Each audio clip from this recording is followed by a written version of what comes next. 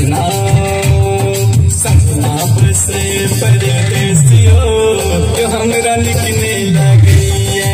सजना बसे परदेसियो जो हमरा निकने लगी है।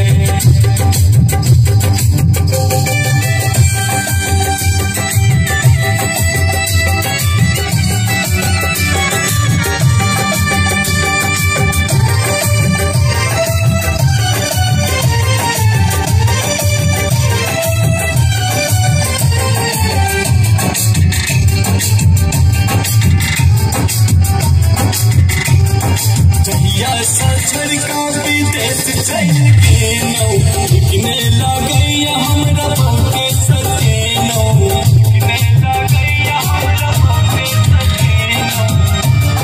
चहिया सा छड़का विदेश चल के नौ निकने लगी हमरा बहुते सतेनो। हमरो सतावे यहाँ याद यो जो हमरा निकने लगी है। प्रीतम बसे परदेसियो जो हमरा निकने लगी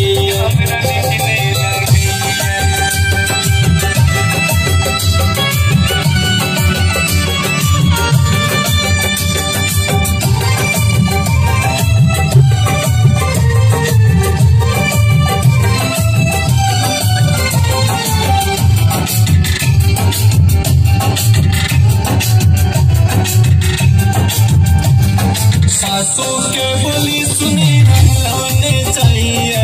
हिंदी के बोली सुनी सहलोने चाहिए।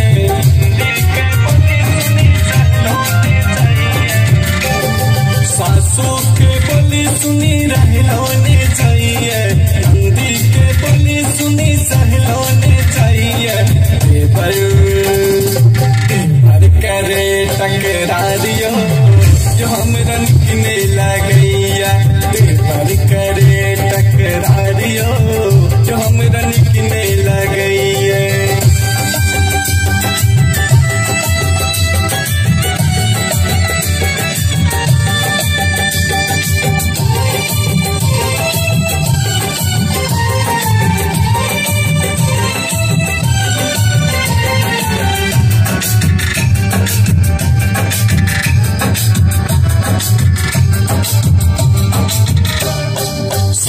संतोष पूछे कहाँ तोहर सजना। सुना सुना लगे हमर सुंदर घर अंगना। सिंगर संतोष पूछे कहाँ तोहर सजना। सुना सुना लगे हमर सुंदर घर अंगना।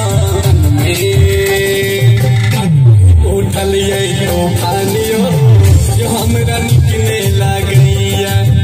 हम बसे परदेसियो जो हमरा निकने लगी है। Gayatri recording studio Malangwa Sarlahi Nepal.